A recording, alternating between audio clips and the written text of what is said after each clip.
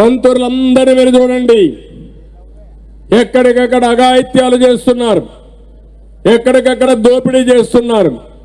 ఎమ్మెల్యేలు బరి తెగించి ఆంబోతుల మారిగా ఊర్లో పడే పరిస్థితికి వచ్చారు. ఇప్పుడు ముఖ్యమంత్రి అందరినీ ట్రాన్స్ఫర్ చేసే పరిస్థితికి వచ్చాడు. ఏది ఏమైనా నేను మిమ్మల్ని ఒకటే కోరుతున్నాం, ఈ రాష్ట్ర భవిష్యత్తు ఆకాంక్షించే ప్రతి ఒక్కరిని ఒకటే విజ్ఞప్తి చేస్తున్నాను. మళ్ళీ తెలుగుదేశం పార్టీ జనసేన ప్రభుత్వం వస్తే తప్ప ఈ రాష్ట్రాన్ని కాపాడుకోలేమని మీ అందరికీ విజ్ఞప్తి చేస్తున్నా. ఈరోజు ఇక్కడికి వచ్చారు, మీరందరూ పార్టీలో చేరారు, మీ అందరికీ మనస్ఫూర్తిగా అభినందనలు. నేను ఒకటి మీకు హామీ ఇస్తున్నాను, తెలుగుదేశం పార్టీ పరిపాలన మీరు చూశారు.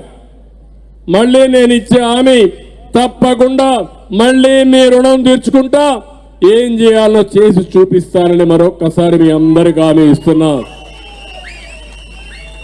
ఇప్పటికే ఏదైతే బాబు షూరిటీ భవిష్యత్ గ్యారంటీ కింద ఇంటింటికి పోతున్నాం, మళ్ళీ నేను 20వ తారీఖు పైన 25 నియోజకవర్గాలకు వస్తాను, ప్రతి ఒక్క పార్లమెంటుకు వస్తాను. వచ్చి ఏం చేయబోతానో 5 సంవత్సరాల్లో ఒక స్పష్టమైన డైరెక్షన్ ఇచ్చే బాధ్యత నేను తీసుకుంటానని చెప్పి కూడా నేను మీ అందరికీ హామీ ఇస్తున్నా. నేను ఎప్పుడు కూడా అసత్యాలు చెప్పడం, అబద్ధాలు మాట్లాడడం నా జీవితంలో నాకు చేత కాదు.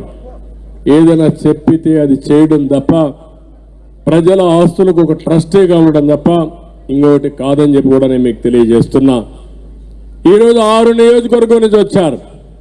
కొంతమంది వైఎస్ఆర్ కాంగ్రెస్ పార్టీ నుంచి వచ్చారు, కొంతమంది తటస్థంగా ఉండేవాళ్ళు వచ్చారు.